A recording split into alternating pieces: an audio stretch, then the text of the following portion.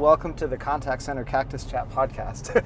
So I'm here with Darrell Stern. Yes. And I guess what we're doing right now is driving around Phoenix. I want to show Darrell some unique places that he might not have seen before, being that he moved here during COVID, and I don't know if anyone's shown you around. So there you go. So, quick question before we drive off. How long ago did you move to Phoenix or Scottsdale? 3 years ago. 3 years ago. In Okay. October 15th, it'll be 3 years. I moved in the height of COVID, October 2020. Have you explored much around Phoenix, like outside of Old Town I've been to Scottsdale? Talisman West. Okay, I've been Talisman to the West. zoo. I've been to all the shopping malls because I'm a mall rat from New Jersey. Okay. So right away I know where all the malls are. Okay. That's what I went through first. And then Sedona a lot. But like around, let's say, like downtown Tempe, downtown Phoenix, have you done? I've been to the touristy parts, if that makes sense. Like, you know what I mean? Like, yes, the main street in Tempe where all the Mill Avenue bars and are stuff, and stuff. okay. Yes, I go to the main street. Okay. The shopping mall area. Okay. You know what I mean? Yeah. But no, I don't know the hidden anything of anything. This could be our YouTube channel, Hidden Treasures of Arizona Driving Around. Yeah. I've always actually wanted to do a show where it would be in a vehicle, I'd interview people, and I have one of my clients, VIP Taxi, you know, they have videos playing in the back of all the cabs. So I wanted to have you this need to play. have cold drink and heat in a car conversations. Yeah. You know the way there's comedians and coffee or whatever it is, or cars and coffee or whatever that is. Jay Leno has a show, and then Seinfeld did it too. Comedians in a car for no reason, whatever that show is. No, I know. It's hysterical. They And shoot the whole thing with like 6 cameras mounted on the car, and it's really professionally done. And the one he did with David Letterman was really funny. They're just driving around. Yeah, so something like that. You know, some of my ideas I have include, you know, going and checking out local businesses and restaurants and interviewing like local, Sure. you know, big people. But then also maybe we stop by a dispensary and you know, We could smoke some weed before. we could do that. during not on this podcast. You but do the weed, and I'll give you like quizzes afterwards, and we'll see. We'll do a quiz beforehand, and then we'll take a quiz afterwards and see how good you do, and then we'll prove that marijuana actually has effect on your ability to do math or something like that. So I picked to live right near the giant mall, you know, and I figured, well, you know, this is the Ritzy Pitsy area or something where I really didn't know, but Fountain Hills is more, and then I'm hearing Paradise Valley and all that kind of stuff. But at first I was in Industrious, which is in the mall. Yeah. They put you in a glass box, which is not good because I'm not the neatest person, you know, on my desk, and like they're looking in there like, what? And I had just moved in, so I was just shoving like suitcases and whatever, and eventually they're like, whatever, like, you know, that's not good. But they had free snacks.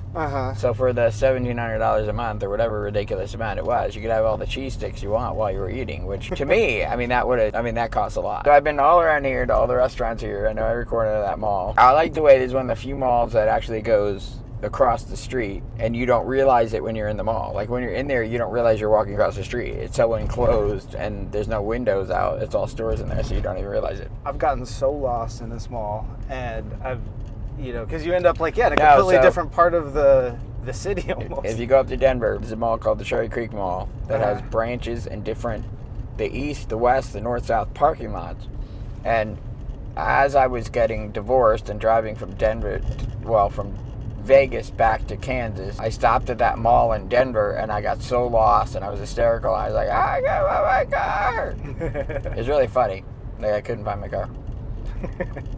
Yeah, I couldn't remember what parking garage it was in, and then I think I was in the right garage, but then I couldn't remember if it was like what floor I was on, so.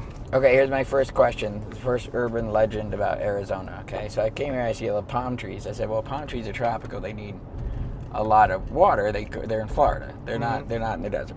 Then my friend says, no, palm trees don't need a lot of water.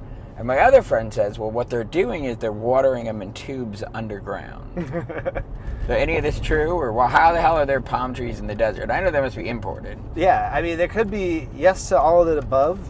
There are native palm trees here in there are native palm trees in the desert, really? In Arizona. In fact, it was something I read about. There's a part of western Arizona near the California border. Well, that's California palm trees that just like hopped the border because the taxes were too high. But they've been there for hundreds, who knows how long, but they're there. They've been there for forever. All right. So in other words, we don't know. The answer is we don't know.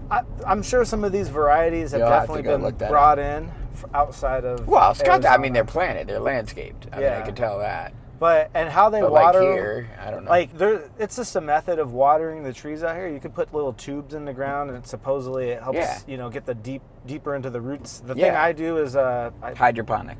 I run the hose on low for a day. I'm watering my orange trees right now, and it's worked for the last 10 years I lived in my house. Orange trees are in Florida too. How you have orange trees in the desert? They like places that are warm in the winter, or it doesn't freeze. I guess so, yeah. So places like California, Arizona, and like Arizona used to have the 5 C's. We used to be known for the 5 C's for climate, citrus, cotton, copper, and cattle. But citrus was one of the 5 C's. I had no idea. I knew copper because I went to the Grand Canyon and I heard the story about how they were mining it, and the copper, they found 97% pure copper, but then they had it at the World's Fair and then the price plummeted. So that was the end of mining in the Grand Canyon, but then the guy made the first hotel. He said, well, let me just make a hotel here, call it tourism. And they would take the people from Flagstaff, take them a week or whatever on horse and carriage to get all the way across the top of the state. Mm-hmm. And that's how the Grand Canyon became, national park and da-da-da. And it actually became a national park the same year that the state was incorporated. So this, I think, is the only 20th century state in the continental United. We're the last state. We're state 48. Yeah, state 48. Yeah, there you go. So there's 50 states. 1912 is when we were incorporated.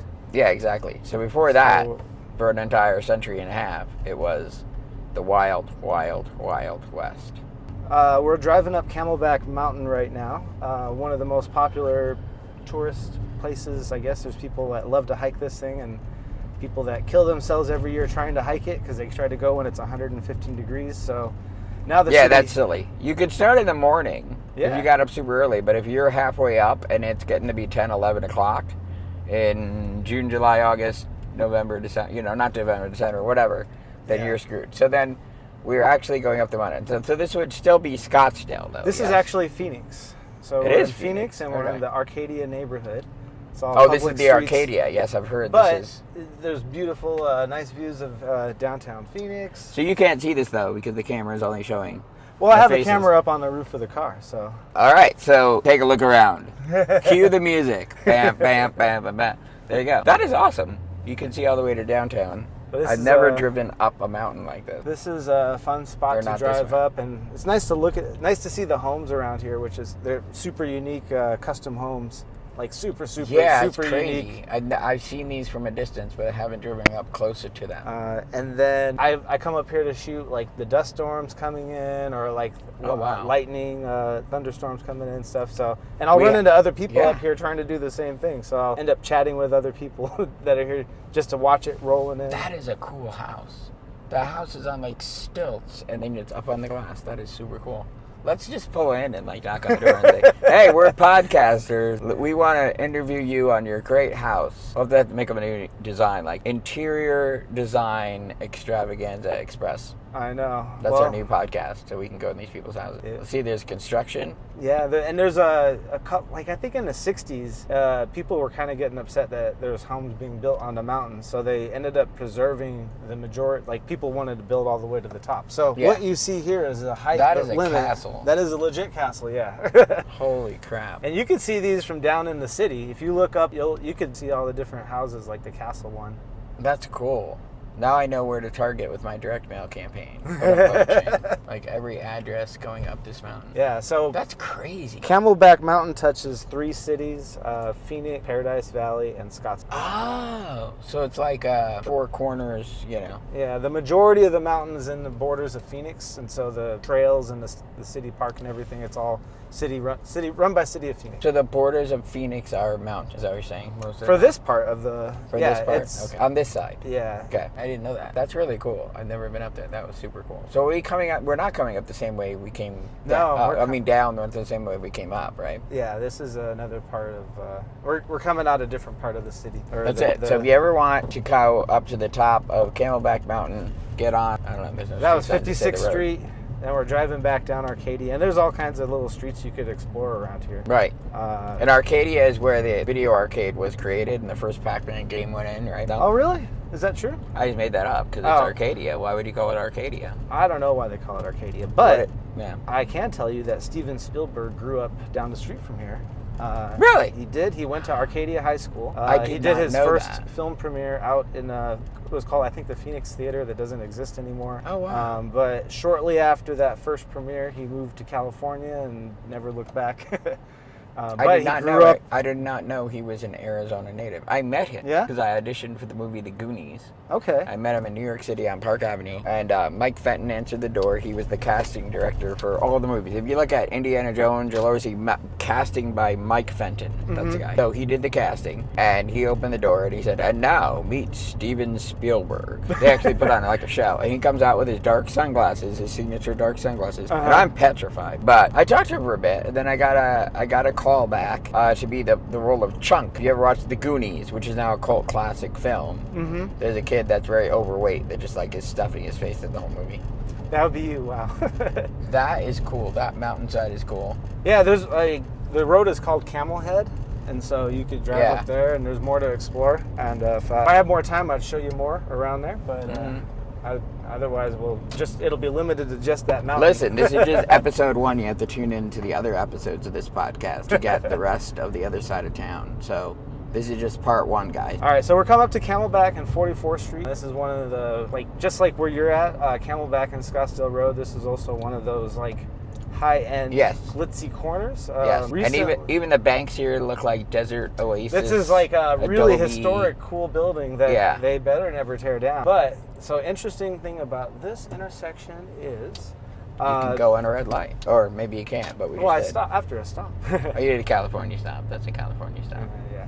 Well, if you ever heard of these restaurants, Flower Child? Flower Child, I went to here first, but there's one in Denver. But somebody here, one of my clients here, took me to this before I moved here. So yeah, Flower Child is a cool store. And then there's a number of different restaurants. This is the if Phoenix you want to Suns. really shoot videos and stream, you guys stand right next to the 5G building because that is fastest. Of course, half your brain will turn into mush. So to your right is the Phoenix Suns practice facility. So you'll be able to catch Devin Booker and Kevin Durant and the rest of the team. See, Phoenix Suns personnel only, so can't really. Oh wow! I've got to turn around in here. You're taking us right to the place where we can't go anywhere. So literally, people from the Phoenix Suns live in this apartment. I don't know if they live there. They could live all over, but they wanted to put the practice facility close to where the players live around here. All right, we didn't talk much about your acting career.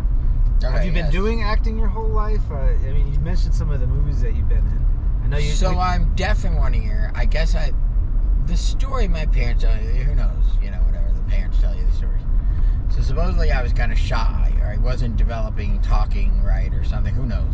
So they put me at the Vern Fowler School of Dance, which is still there in Colonia, Island, whatever, New Jersey. And it was run by Vern Fowler, who was already in her 60s or 70s in the 70s, right? Mm-hmm. So she goes back to vaudeville. And if you know Broadway in New York, like in the 30s, 40s, 50s, it was Ziegfeld Follies, Give My Regards to Broadway, like that kind of stuff. Mm-hmm. Top hats and dancing and stuff. Yeah. So I started there, and then because we're in central New Jersey, only 25 minutes out of New York City, some of the kids, their parents got them agents in New York City to start going in and audition. Okay, so I was a shy kid. They put me in musical theater class. Mm-hmm. That was kind of very vaudeville. Grease Lightning had come out, so we were all doing the Grease Lightning. John Travolta, that was it. Mm-hmm. In the 70s, that was he was the king of the dancing and all that. Saturday Night Fever, of course, before that. That's a little bit more of an adult movie, but still disco. All right, so my father was my first talent agent. They were doing the play Pippin, which has a little boy role in it. So my dad was like, my son will be in the part. That was it. Told him what to do. So I was in the show. And I memorized the whole show. I was correcting them when they messed up their lines. I knew every stage direction. I knew everything. So I was in that show. And then my dad knew somebody at college that was doing the playbill, which is the artwork for a play in New York City. Went and auditioned that, did that. That was called The Desperate Hours. It's a play written in the 50s. Very strange. About a family that gets held hostage, right? And has to survive and not get killed and all that. Very weird. And then I got an agent in New York City, or a manager, terrific talent, Marianne Leone, right? Mm-hmm. And then I started auditioning in New York City. So I was an understudy at Joseph Papp's Public Theater in a play called Three Acts of Recognition. That was the name of the play. in that play was the one-armed man who was the EPA asshole in Ghostbusters. Okay. All later. So you got to understand this is 81, 82, 83. Just before 85, 85, all these movies and everything came out. So all these people were working actors. Then I was in Moliere's Don Juan at the Delacorte Theater in New York City. Roy Brooksmith was in that. He was in the first Total Recall movie. He was a very redhead he was a very heavy guy. And he talks to Schwarzenegger in Total Recall, and he starts sweating, and that's how Schwarzenegger knows it's not a dream, because he sees real sweat on the guy. Okay. I know all these little things. So then also Kelly McGillis was in it. She eventually went on to be in Top Gun, the first Top Gun movie. And this actor that was the one-armed man in the Fugitive movie, if you ever watch that, he has one arm for some reason, the murderer or the guy, whatever, who really did it or something like that, that they think, Harrison Ford did it. Okay. So you ended up being in a play that just had a lot of talent. People went on to do a lot of it's kind of funny. Like, this is all, they were all maybe in their 20s. I'm in my teens, right? So they're like 15 years to more or older, or 20 years older than me or more, right? And then they went on to do all this different stuff. Now, at the time, I didn't realize it. I didn't realize when Top Gun came out that Kelly McGillis was in the show I was in 4 years ago. I didn't know. Yeah, I didn't meet everybody, write everybody's name down. We didn't have cell phones. We didn't connect on Facebook, whatever. So then I auditioned for a TV commercial for the Ms. Pac-Man Atari cartridge. Atari had come on the scene. Atari was the first multi-billion-dollar electronics company. It all started with video games, not computers. Really, it was video games. Yeah. So I was in the thing. All I did was do a deadpan look. So a deadpan look is like this. Yeah. That was all you did? Yes, I was demonstrating it. So, and the directors would all crack up laughing, and I just stare, and I had this way, I could just make my jaw feel heavier and heavier, and just like it's pulling down. So the commercial goes, "She's the most exciting woman I ever met." And I just go, "Yeah." That's it. So that was under in the Winds of War. You get paid residuals every time it's on the air, depending on how big of a network it is, and da-da-da. So I go to the mailbox, and I get a check, and I give it to my parents, and it's for $8,500. Right? In 1982. So my parents are like, "Well, yeah, the theater stuff is cool, but maybe we'll send a little more commercials." Yeah. How old were you at this point? Well, I'm from 71, so right now I'm 52, and it's 2023, so you got to subtract my age is 1 year less than the decade. So this is age 10 to age 20, right? Then by the time I was in high school, half of 10th grade, I wasn't in public school. I was in the workshop for a Broadway play called Smile, a musical, that was written by Marvin Hamlisch. He's the guy that wrote A Chorus Line and all the others, one of the big Broadway musicals. And the guy who wrote the lyrics for it was a gentleman by the name of Howard Ashman. Howard Ashman, before that, wrote Little Shop of Horrors, Suddenly Seymour, that. And then in that play was the guy that ended up being the captain on SVU for the next 15 years. The bald guy that was the police captain on SVU. Oh, that's my wife's favorite show. So I've been watching that since. It's the longest running gosh darn show ever, and the formula of it, all those SVU shows, or all those, what is that called? Law and Order. Yeah, they have everybody likes a good crime show, good cop show. So anyway, so then I didn't make it in the Broadway show again. The kid that replaced me was Andrew Cassas, who I'm still friends with. He was Wormser in Revenge of the Nerds. Okay, who just told me this? Oh, my other new client told me that's ASU. Now I gotta go watch it back and watch Revenge of the Nerds. That's ASU that they're at. Oh, that's it's funny. Arizona, yeah. And anyway, so because my mom was talking to his mom about it, so I gotta go look this up now and find the movie. Because what the people do now is they'll take the movie freeze frame and then they'll go take a picture of it, like where it is, what it looks like now, 20 years later, or 50, 30 years later, maybe 30 years later. So, okay, so then that was kind of like the height of that. Then I did, of course, high school choir. I was Amos Hart in the musical Chicago in junior year. One of my buddies from that, John Roberts. You did musicals then, too. Yeah, I singing and all that, yeah. So he was the John Roberts is on Burger Guy. What is it called? Burger? Oh shit. There's a cartoon. It's like The Simpsons.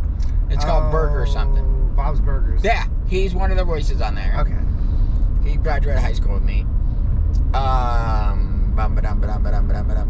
And then I went to college at Drew University, and all I was doing was playwriting. So the acting really stopped. Oh wait, hold on. Yeah, college. But then the last TV thing that I did was 1996. I was in a TV commercial for Hardee's, which out here is called Carl's Jr. Yeah. So the commercial, there's a general in the army, and he goes, "Who's dumb enough to take this big bomb and carry it through this minefield?" And we're all being really dumb. So I go, me! So that started to air, but then in 1996, in Atlanta at the Olympics, there was a bomb scare.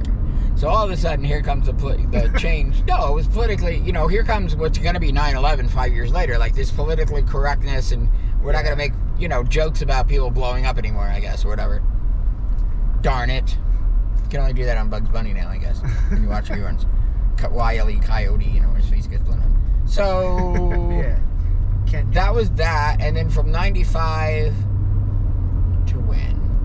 Well, I met my ex-wife in 98. Yeah, so then I really didn't do it anymore. But from like 94 to 95, I guess 96, I was doing stand-up comedy. So I had a little slip of my paper in my pocket from Showbiz Magazine, which is the New York City magazine where you look for all the parts and the auditions and da-da-da. And it said do stand-up comedy. So it's the teacher is Steven Rosenfield, who writes for David Letterman. He's in a comedy writing for this and that. Oh, I had an internship with Andy Breckman. Okay. Andy Breckman thought of this idea for an obsessive-compulsive detective. Uh-huh. What show is that? You know what it is. He's an obsessive-compulsive disorder detective. It's called M-O-N-K. Oh, okay. Monk. Yeah. So he thought of the idea. He didn't write the show. But since he thought of the idea and these other guys ran with it, he has created. So if you look at created by, it says Andy Breckman. There was a movie that came out called Rat Race, which was kind of like Cannonball Run. Mm-hmm. Now I'm dating myself, back to the 70s, 80s movies. So he wrote that. So I interned with him. Mm-hmm. And he told me this.